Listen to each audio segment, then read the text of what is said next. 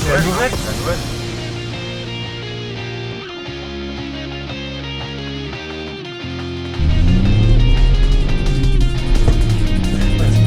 Ouais, la route est grasse. Salut à tous et bienvenue pour ce nouvel essai. Alors merci à toi Enzo d'être revenu. Parce que bon, pour la petite histoire, en fait, il était déjà venu, mais ma GoPro m'a lâché. Enfin, disons qu'elle a loupé 5 minutes du début, donc c'était inexploitable. Donc on est obligé de tout refaire.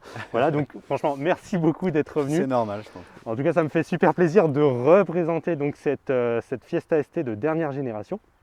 Donc alors Enzo, dis-nous, en fait, quand est-ce que tu l'as acheté, combien de kilomètres, tout ça Ouais, alors moi, ça fait depuis juin 2019 que je l'ai, Ok. donc 1 an et demi. Jusqu'à aujourd'hui, j'ai cumulé un peu plus de 24 000. 24 400, je crois, kilomètres. Ok. Tu m'avais même dit que tu étais parti en Italie avec. L'année dernière, ouais. C'est pour la baptiser, en fait. Ok, ça marche. Ok. Et donc c'était ton premier modèle sportif, tu m'avais dit Ouais, aussi. Hein. ouais, parce que j'avais une 208 normale Ouais. comme première voiture. Et celle-là, c'est ma première, on va dire, sportive. Ce modèle, tu avais essayé de le trouver d'occasion, mais c'était compliqué. Ouais. Ça en a pratiquement... En fait, ouais, j'ai cherché pendant un bon petit bout de temps, j'en trouvais nulle part. Enfin, déjà chez les concessions, elles n'en avaient pas. Et la seule que j'ai trouvée, c'était celle-là. En fait, c'était le modèle d'exposition aux Ulysses. Ah bah je les connais. Et ouais, voilà, donc chez Parrot. Et c'était la seule en fait d'exposition et c'est celle-là que j'ai achetée en fait. Mais sinon, à chaque fois que je leur demandais quand est-ce qu'ils allaient en avoir, ils me disaient qu'ils n'avaient pas de contrat ou qu'ils n'arrivaient pas à en avoir. D'accord, ouais, effectivement, c'est vrai qu'on a beaucoup de mal à en trouver en concession parce que j'avais moi-même demandé à faire des essais et à chaque fois on me disait on n'en a pas, on n'en a pas ou alors faut attendre et c'est jamais venu. Donc, donc aujourd'hui moi j'ai la chance de pouvoir l'essayer. Donc alors c'est un 1,5 litre 3 cylindres de 200 chevaux, c'est les premiers à faire une sportive en 3 cylindres, donc ça c'est quand même assez intéressant.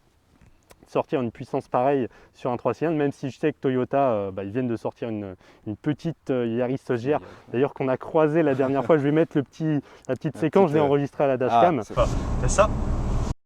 C'est la nouvelle. La nouvelle. Ouais. Putain, c'est la première fois que j'en vois une. Hein. Moi aussi. Ouais. Apparemment c'était le jour où ils faisaient les essais de la Toyota GR, donc ils devaient être dans le coin.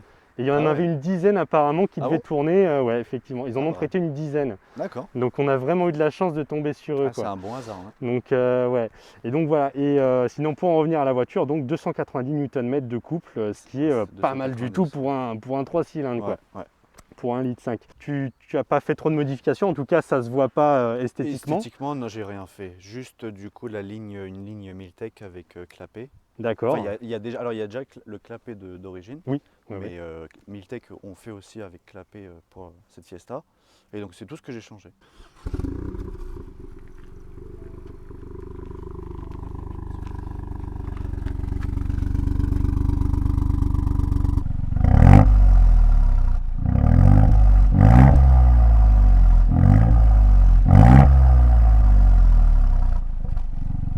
Esthétiquement, je veux pas faire trop de modifs parce que j'aime bien comme ça. D'accord, ouais, non, mais je suis d'accord. Franchement, moi j'aime bien déjà. En fait, pour moi, il y a tout ce qu'il faut. Que ce soit, t'as le petit béquet, la double sortie d'échappement. En fait, le seul truc que je peux reprocher visuellement, c'est peut-être. Alors, l'avant, il est magnifique, je trouve. Ouais. L'arrière, des fois, de face, il est peut-être un petit peu trop fade, trop plat. Ouais, pas assez de caractère. Ouais, peut-être un petit peu, ouais. Mais bon, après, c'est. Voilà, c'est. Ouais, c'est pas la plus exubérante de toutes. C'est sûr, par rapport à une RS, c'est à part. Mais disons que voilà, il y a plein de petites touches. Voilà, vous avez les étriers de frein rouge. Ça, c'est des petites touches sympas. Avec le logo ST sur la calandre à l'avant. Puis après, à l'intérieur, tu as les Recaro qui ressemblent aux miens, à part que c'est une sorte d'Alcantara en fait que tu as. Cuir, c'est Alcantara cuir. Mais sinon, la forme, elle me rappelle. J'ai l'impression que c'est les mêmes que les miens en fait. C'est possible, c'est possible. Donc ça, c'est pas mal. Est-ce que tu as hésité entre d'autres modèles ou c'était vraiment ça que tu voulais? Non, même pas, parce que moi j'étais bien avec ma 208 de base. Hein. Ouais. C'était suffisant. Après, c'est vrai que j'aime bien quand même la vitesse, les voitures et tout. Et dès que j'ai vu la présentation, je crois que c'était vers 2017, 2018, je crois, un truc comme ça, les bandes annonces et tout. Voilà. Déjà esthétiquement, elle m'avait beaucoup plu, rien que la face avant et tout. La puissance de 200 chevaux, je trouve, pour commencer, c'est très bien. Ouais, pour une C'est petite pas sportive, trop, pas c'est le assez. bon compromis, C'est je ça. pense. Ouais. Et ensuite, je sais que Ford, niveau rapport qualité-prix, Ouais. ils sont, enfin je vais pas dire, enfin c'est peut-être imbattable, mais Ah, en tout cas, ils sont super bien placés par rapport à la Ouais. concurrence. Hein. donc, Quand on regarde les Polo GTI qui c'est sont à 30 000 euros, Ouais. anciennement les 208 GTI et Clio 4 RS, c'était au-dessus de ça en fait en termes de prix d'appel. C'est ça. Du coup, quand j'ai vu celle-là, en fait, je me suis même pas posé la question de regarder les équivalents parce que je sais que ça allait être un peu plus cher. Ouais. Donc non, je me suis pas posé la question en fait. Cette voiture est disponible donc en 3 portes mais également en 5 portes C'est comme ça. ce que tu as là. C'est ça. Donc ça c'est un choix personnel. Alors les deux, déjà, moi je la voulais en 5 portes de base. Ouais. Pour plus pratique et puis esthétiquement, enfin je fais partie de ceux qui préfèrent en 5 portes visuellement. Ouais. Et puis j'ai envie de dire, j'avais pas trop le choix parce que c'était la seule. C'est la seule qui était disponible. D'accord. Donc, bon. Ouais, parce qu'au moins, vu que c'était un modèle d'expo, tu as pu la voir rapidement. Ah bah, elle était disponible tout de suite, juste le Ouais. temps de faire Les papiers, bien la sûr. carte grise, et c'était disponible très rapidement. D'accord, ouais, ça c'est vrai que c'est l'avantage. Ouais. Et dans la même concession, du coup, aux Ulysses, j'avais eu la chance de faire un essai. Ils ont pu en avoir une autre pour faire un essai. Donc Ah, j'ai pu d'accord. l'essayer avant. Ok. Et en fait, quand tu l'essayes, déjà que j'avais super envie de la voir, alors Ouais. quand je l'ai essayé, c'était vraiment. Je pensais qu'à ça. Ça c'est cool. On va aller faire un tout petit tour Il avec n'y a pas de souci. et puis on va donner nos impressions. Voilà. Ah merde. Les plaques. Putain, merde. Je vais les enlever. Attends. Mais dans le Attends, du coup, je vais les mettre là. parce que la Putain. Non mais ouais, je suis con, c'est pas possible. Oh là là, je suis tête en l'air moi, c'est merde. Ah désolé. Alors c'est vrai que ce qui est pas mal aussi, c'est au niveau de l'intérieur. Parce que c'est vrai que bon, j'en parle pas beaucoup généralement de l'intérieur. Mais par rapport à l'ancienne Fiesta, bah il y a quand même un gros effort je trouve sur les finitions. Alors on n'est pas à du Volkswagen, hein, ça c'est clair. Mais on est quand même, on est clairement monté en gamme par rapport à la MK7 quoi. Ça c'est clair. Ouais, il y a une différence, surtout au niveau de la console centrale, parce qu'avant vous avez plein de boutons sur la MK7 et ça c'était plutôt disgracieux et pas très ergonomique, alors que là bah, du coup on a le Sign 3 sur cet écran, c'est un 8 pouces. D'ailleurs oui, en parlant de ça, cet écran 8 pouces pour toi était de série, étant donné que tu as donc le pack plus. Ouais. Parce que là, hop, on va rien voir. Parce que c'est la ST+, parce qu'il y a la ST Pack et la ST+. Oui. La ST Pack c'est surtout petites améliorations, bon, on va dire côté performance entre parenthèses. Donc tu as le glissement différent, le différentiel à glissement limité. C'est ça. Le launch control je crois avec la Pack. Après tu as des jantes différentes. Oui, les jantes ne sont pas les mêmes. La Plus par exemple, il y a les sièges qui sont différents. Ouais. Moi c'est en cuir Alcantara. Ouais. Et la Pack je crois que c'est du tissu. D'accord. Si je me trompe pas.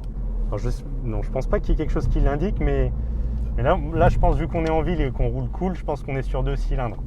Parce que voilà, je crois qu'il n'y a rien qui. Ouais, il n'y a rien qui l'indique. Ouais. Non. Parce que comme sur, comment dire, c'est une technologie qui a commencé à apparaître avec Volkswagen, notamment donc l'ACT, qui était là sur du 4 cylindres. Donc ça désactivait 2 cylindres. Donc on était sur du bicylindre en conduite cool. Et donc là c'est quasiment le même principe. Bon, on a 3 cylindres, mais donc il y en a un seul qui se désactive. On ne ressent pas la différence. Voilà. Non, tu sens pas. Je pense qu'il faut vraiment se focaliser dessus et faire attention. Donc après, bon, effectivement, bon, tu as fait donc 24 000 km en un an et demi. Un an et demi, c'est ça. Un an et demi, ouais. Donc tu as fait une première révision. Même pas ouais. Ah si, à 15 000 km. D'accord. 15 000. Ok. Puis c'est tout. Donc pour le moment, rien à signaler. Non. Aucun, je cherche, mais non. Y a pas donc niveau fiabilité, ça va. En tout cas, ouais. pour le moment, ça va. Voilà, faudra voir bien sûr dans les années à venir.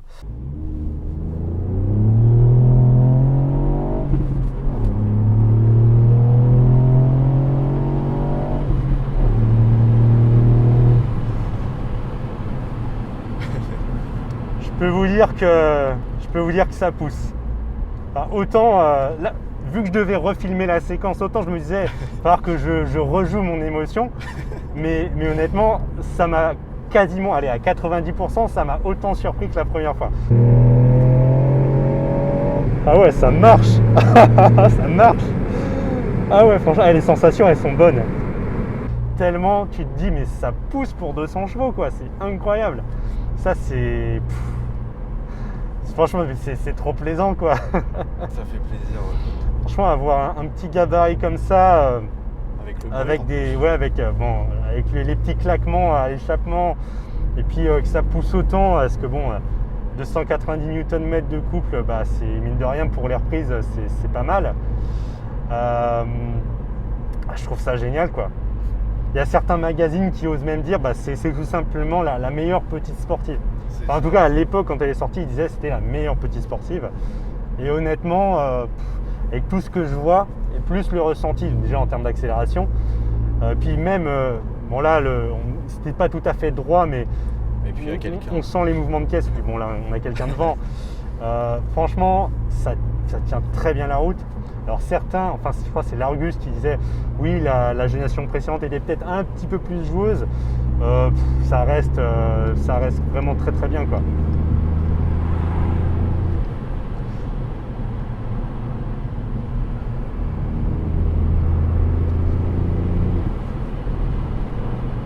Je pense que le châssis est très très bon, quoi.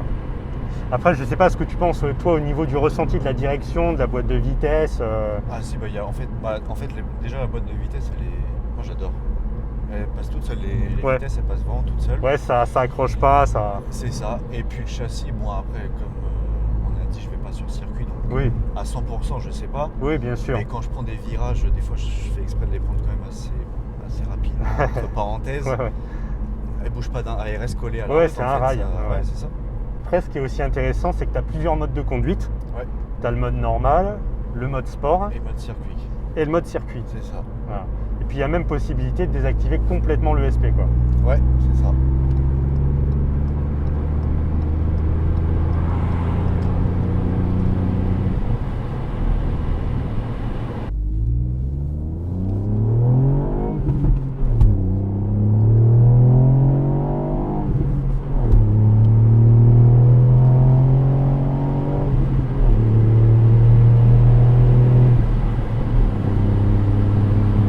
Ah, c'est le vent qui... Ouais.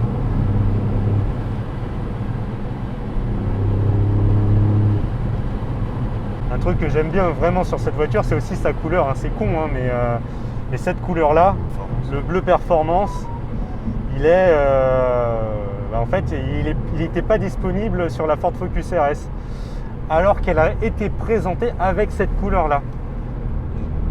Ouais, Donc ça, je trouvais ça quand même un peu dommage, quoi.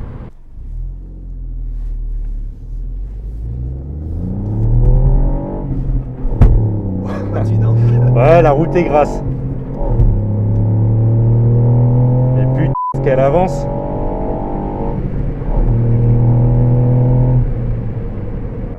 Mais ah oui, et le petit défaut que j'entends souvent, qui Ouais. revient souvent, moi je sais pas parce que je l'exploite pas à ce point-là, Ouais. c'est peut-être le freinage sur le circuit. Ah oui, bah après, oui, effectivement, peut-être d'origine, il est peut-être un peu trop léger. Je crois, ouais. Mais bon, après, donc à part bon, des petits grincements, et éventuellement le freinage, mais ça, c'est si on fait de la C'est- piste. ouais, c'est- Sinon, je veux dire, t'as pas trouvé de points À vraiment reprocher. ouais, à reprocher, quoi. Sincèrement, c'est. Non, je dis pas ça parce que c'est la vie, mais. non, franchement, non, je la trouve presque parfaite en fait. Puis ouais, on avait oublié de rajouter quelque chose, c'est aussi au niveau de la consommation du coup, parce qu'on Ouais, parlait j'y du pensais, 3 ouais. cylindres, et du coup ça aide à baisser la conso. Et bon, moi je vois que t'as pas bougé, tu es toujours à Depuis la dernière 7,1 fois. litres. Voilà, 7,1 litres en se faisant plaisir, quoi. Donc franchement, C'est ça. pour une voiture qui fait cette puissance et en se faisant plaisir, 7,1 litres, c'est absolument rien du tout. Mais par exemple, je prends une Clio 4RS, je l'avais déjà comparé une fois. La Clio 4RS, c'est pareil, 200 chevaux, 1,6 litre turbo, TA entre 9 et 10 litres. Ah ouais, Enfin, quand même. ouais. Enfin, en tout cas, mon pote Alex, salut Alex, donc lui se situait entre 9 et 10 litres de conso. Voilà, donc franchement, C'est différent, chapeau fort pour faire en fait un sacré compromis entre la sportivité, la raison, parce que voilà, tu arrives quand même à avoir une voiture qui est moins chère que les autres à l'achat, qui consomme moins. Et puis tu te fais tout autant plaisir, voire même plus. En tout cas, c'est plus efficace que certaines autres sportives, notamment chez Volkswagen. Et puis franchement, moi je suis séduit. Franchement, si je devais en choisir une petite, ce serait une Fiesta ST. C'est pas parce que je roule en Ford. Dis pas ça parce que... Non, c'est pas parce que je roule en Ford. En tout cas, comment dire, pour ce niveau de puissance, autour de 200 chevaux, c'est ce que j'aurais pris. Après, bon. On a croisé la Toyota GR. Je t'avoue que si j'avais le droit de prendre plus de puissance, j'irais sur la 260. Ah oui, c'est autre chose. Elle fait 260 chevaux. Plus légère. Et Alors, je crois, non, elle est plus. C'est une 4 roues motrices. Ah, Donc même si elle est plus petite, elle est un peu plus lourde. D'accord. Ouais, elle a 1260 kg à peu près. D'accord. Parce que les 4 roues motrices, forcément, ça plombe le poids d'une voiture. Par contre, c'est pas le même prix, il faut rajouter 20 000 euros de plus. Pour 60 chevaux. Quasiment 20 000 euros de plus, malus compris. Et que même d'occasion, vous verrez que les prix ne baissent quasiment pas. Vous allez avoir du mal à en trouver sous les 20 000 euros d'occasion. Alors que bon, c'est une voiture qui a plus de 2 ans maintenant.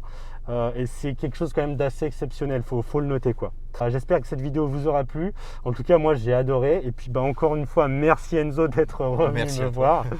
Et puis je vous dis à la prochaine. Allez, salut!